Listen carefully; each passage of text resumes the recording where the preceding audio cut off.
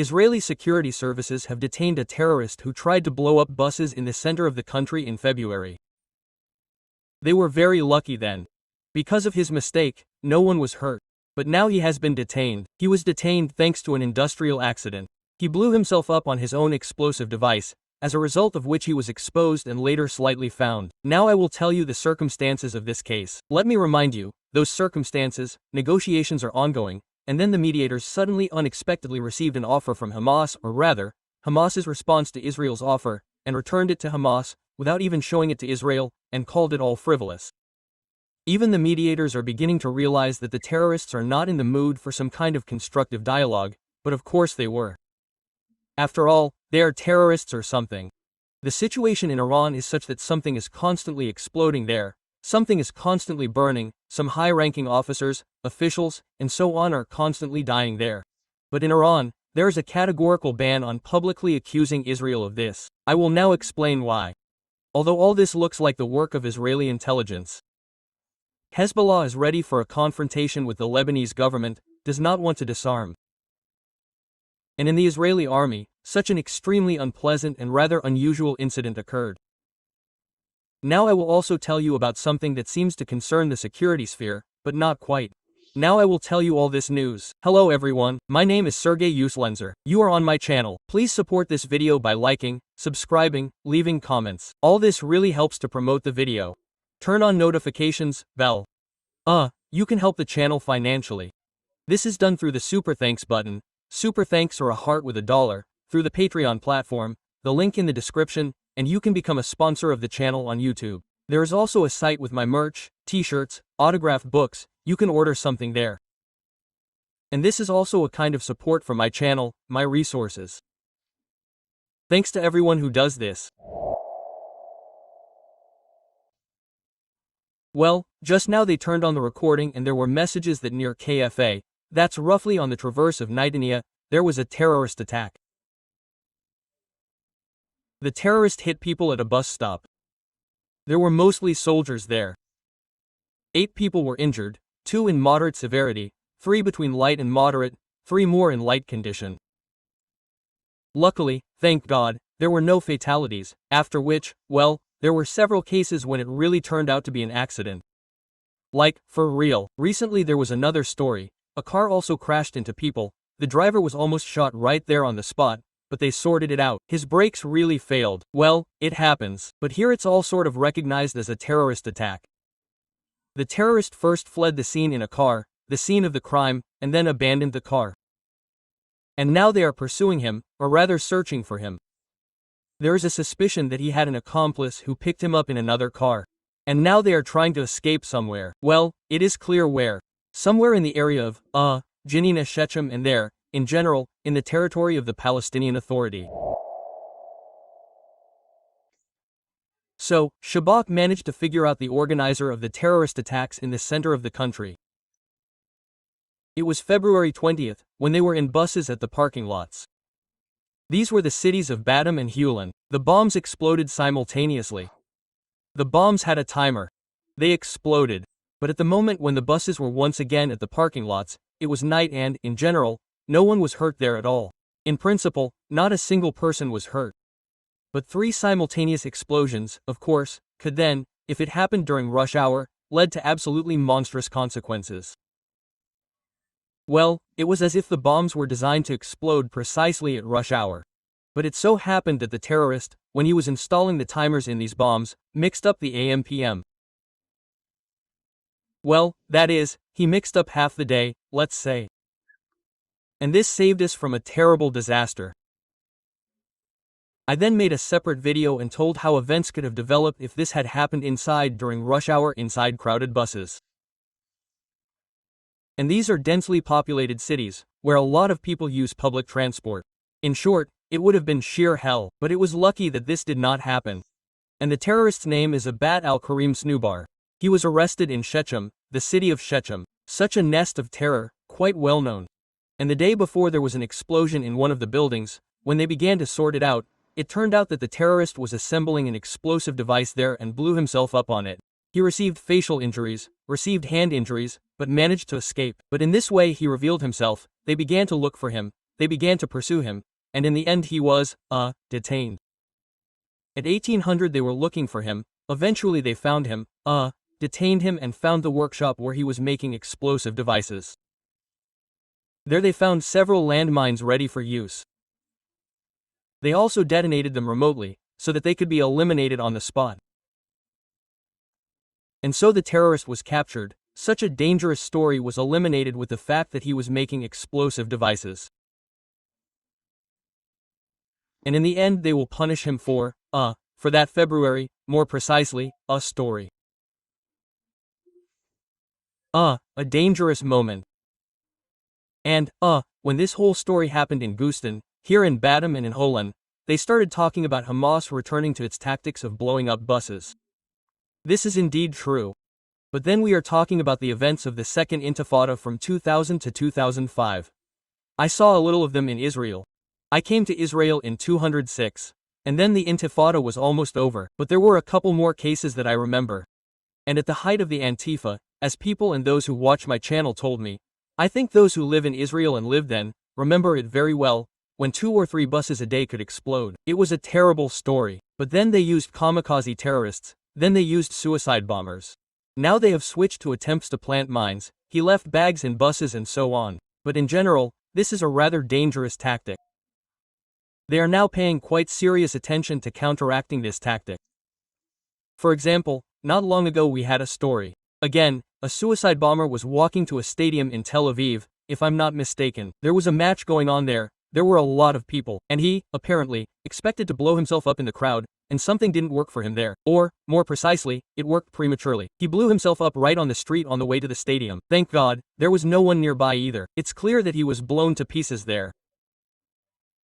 But it's harder for them to transfer terrorists, suicide bombers to Israel now, because there are some kind of border fences there, and security on the border with the Palestinian Authority has been sharply strengthened. It's more problematic now, but they will still try to do it. It's interesting that Steve Witkow, the special envoy for the Middle East, seems to have flown out. And I'll remind you that he personally said that I'll fly out only when the agreement is already in place.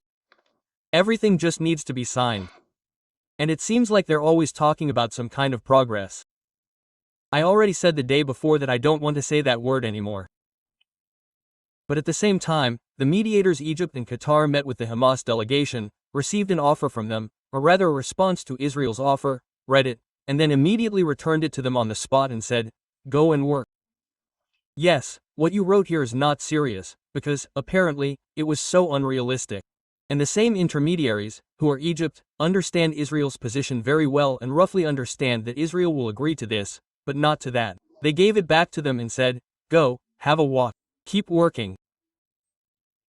There, as I understand it, everything is mainly up against the Philadelphia corridor now.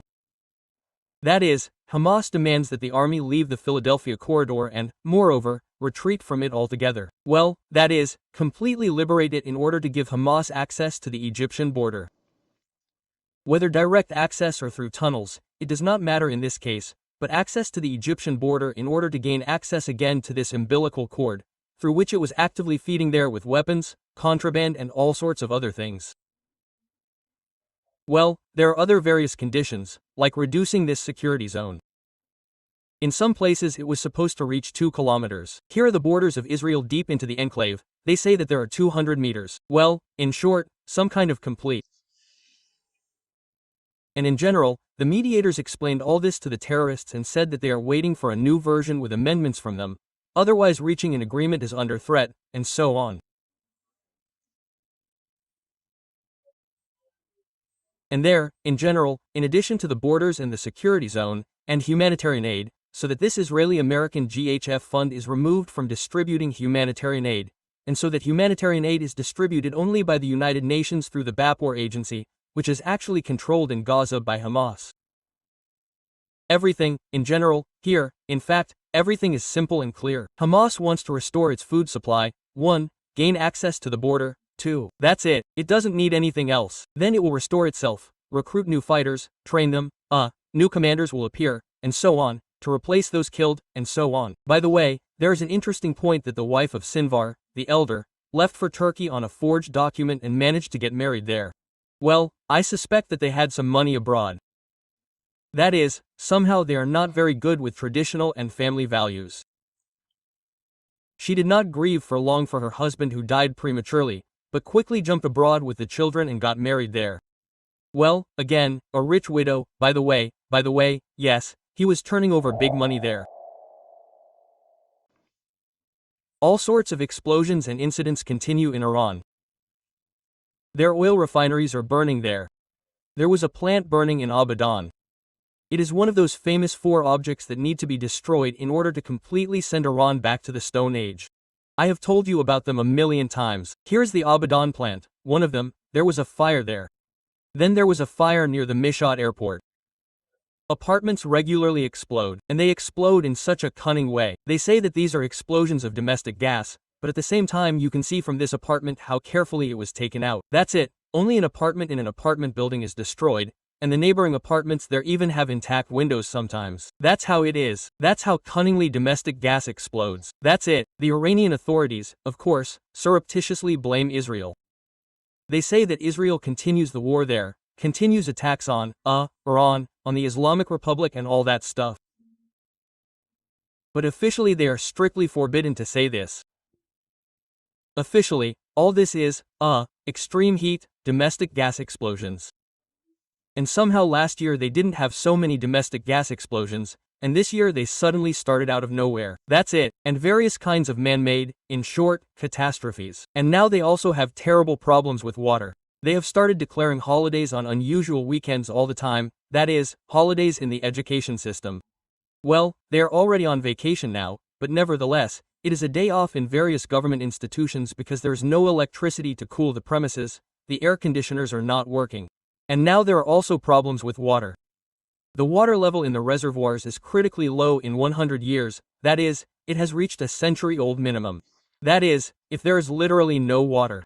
But at the same time, once again, you cannot officially blame Israel, because if you officially blame Israel, then in accordance with their concepts you must respond. And it is scary to respond, because everyone has already seen for 12 days, yes, 12 days of June, what Israel is capable of. Therefore, for now, such a principle has been chosen to quietly say something there, right in some left-wing resources, but officially it is all spontaneous combustion of garbage, as was written in connection with one of the latest fires at a large oil depot in Tehran. Spontaneous combustion of garbage, it reminds me of the Russian story. As a result of the fall of parts of the downed drone, a fire started in the grass, which spread to some trailer there. As a result, an entire arsenal of an entire military district was demolished, yes, as a result of the fall of parts of the drone. In general, they express such suspicions. At the same time, by the way, Israel, literally one of the high-ranking officials in an interview with one of the Western publications said that it was not us. No, it was not us. We have nothing to do with it at all. We have fulfilled our tasks. Yes, we will not allow Iran to acquire nuclear weapons, but as for explosions of household gas, bangs, smoke and so on, this is definitely not. That is, for sure. That is, it turns out that this game can be played perfectly well and, together. Well, in fact, one American expert on Iran very correctly points out here. He writes that, such things, even if they had something to do with household gas explosions, or with some man-made factors, but the long history of concealing information, I quote, and the opacity of the Iranian regime, combined with its ambiguous reaction, has increased public fears and suspicions. That is, the situation now inside the regime, inside Iran, of course, is extremely oppressive. It seems that it's not enough that we were hounded here for 12 days, then the Americans flew in on their creepy black planes, bombed something there. That's it. And plus now we have this whole thing exploding, despite the fact that some pseudo-experts still claim that Iran won in this whole story. How did it win? How did it win and what does the victory consist of? That's what I'm curious about. Where, in what place is their victory there? Well, a similar situation is happening with Hezbollah now in Lebanon. Yes, it is the main Iranian proxy, I remind you.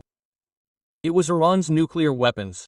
In this sense, Israel acted very wisely. First, Hezbollah, yes, they cut off the main tentacles, and then, in fact, they dealt with, so to speak, the head of this hydra. But, that's not the point. Hezbollah should have disarmed now in connection with various resolutions, in connection with the agreements Hezbollah needs to dismantle.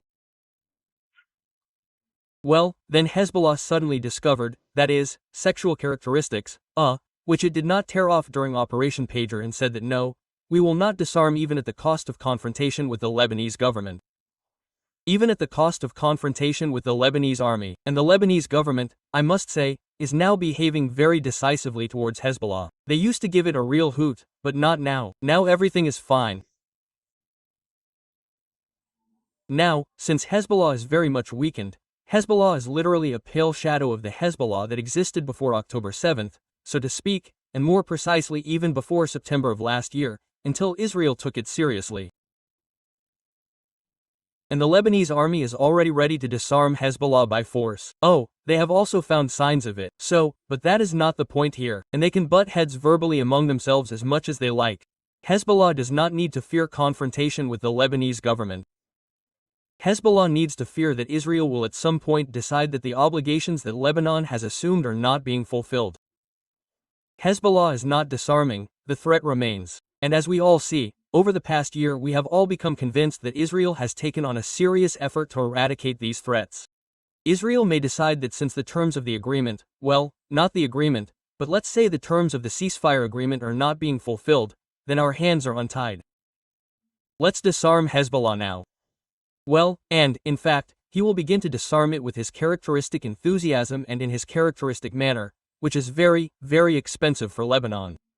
Therefore, now in the Lebanese government, perfectly understanding what troubles Hezbollah can bring to Lebanon again, they are now actively conducting some kind of dialogue with it, and in raised tones. So let's quickly disarm, at least pretend that you are doing it. But for Hezbollah this is a problem, including a problem of prestige. How can we agree to this? We have defeated the Zionists here, and not once, and not twice. In 2000, you see, we drove them out of Lebanon by force of arms. This is not true, but they think so. In 2006, we defeated them during the Second Lebanon War. Here again we will disarm, but why should we? But Israel has a very strong argument, or rather two strong arguments. The first one is called the Air Force, and the second one is the security zone. If you want us to leave the security zone in southern Lebanon, provide us with evidence that Hezbollah is disarmed. And when we say that we are satisfied with this evidence, only then will we, leave this security zone. In general, it must be said that the Israeli leadership in this case is demonstrating a very decisive approach to solving problems. We played with all these negotiations, we played with all these agreements. Nobody wants it the easy way. Well, if you don't want it the easy way, it will be the hard way. By the way, it's about the same story now with the Houthis. An operation against the Houthis is currently being prepared, and, apparently, this operation will be very, very large scale. Well, as sources in the security system say, apparently, partly reminiscent of the 12-day war against Iran. That is, massive bombing of various targets, including infrastructure facilities. We have such an unusual incident in the army. They found a malfunction in 3 aircraft, but they were drones. I mean those big drones, serious ones, the long-range ones that worked over Iran, among other things. They found malfunctions in 3 drones, which could have led to their loss. This is an expensive, very expensive product. They started to look into it. It turned out that something had been deliberately disabled in these drones. Some manipulations had been performed with them, which could have led to their breakdown and loss, respectively. Well, naturally, a terrible mess began. All this happened in the squadron of unmanned aerial vehicles at the Palmohim base. Those who visit Palmohim beach sometimes, yes, they probably see how they are there periodically. If you look at the sea, this happens on the left. They fly there periodically. It's not a secret. Everyone knows about it. And, in general, they started to figure it out. Naturally, counterintelligence got busy. They started running around. That is, the operatives started looking for the whole thing. And what did they find out? Well, naturally, they blamed Iranian intelligence, which bribed someone there. But it turned out that everything was much more prosaic. There was a long-term soldier who served at this base. And he was engaged, among other things, in servicing drones. It is not very clear there. Either he was going to quit early. In our country, a long-term soldier signs the so-called kiva, well, a contract, yes, and in accordance with this kiva he must serve, say, 5 years, for example. But he already wanted to quit early, but they did not let him go. Or he wanted better, so to speak, working conditions, asked for a salary increase. But this is not how it works in the army either. You signed a contract, it is all spelled out there. In short, he gave the order to 2 conscripts who were under his command to carry out these very manipulations. There is a ban on this. What kind of ban exactly? So that, God forbid, it would not occur to anyone else to crash the drones. Fortunately, there was a shift change. Another shift came, which repeated the inspection protocols or carried out the inspection protocols, discovered these malfunctions, and their nature indicated that these malfunctions were man-made, malicious. And then the inspection began and so on. Now, of course, they arrested him there. Those soldiers were also grabbed by the same place, shook them well, and they, as if, naturally, played the fool, right? And what did he tell me? Turn here, so I turned, and unscrew here, so I unscrewed. I'm not me at all, and all this and all that. But the main suspect, of course, is him. His lawyer is now pressing that they did not meet him halfway. Because of this, his moral state worsened. But to try to ruin, equipment worth tens of millions of dollars because of the moral state, that's somehow, in my opinion, a little wrong. A difficult moral state. Go to the store, buy a bottle of vodka and drink it. That will bring you to a normal moral state. But definitely not to ruin expensive combat vehicles, that's one. And secondly, tomorrow someone will get it into their head to ruin an F-35 fighter jet, which costs $50 million or more, or a passenger plane, God forbid, or something else. No, such things need to be burned out, of course, with a hot iron, which is what counterintelligence is doing now, especially in war conditions, in combat conditions. Imagine that this happened somewhere over Iran, God forbid. So, they will sort it out and punish to the fullest extent, and then we'll see. Well, when it becomes known how this process ended, then I will definitely report on it. Thank you for watching my videos. Please don't forget to support them. And see you soon. Bye everyone.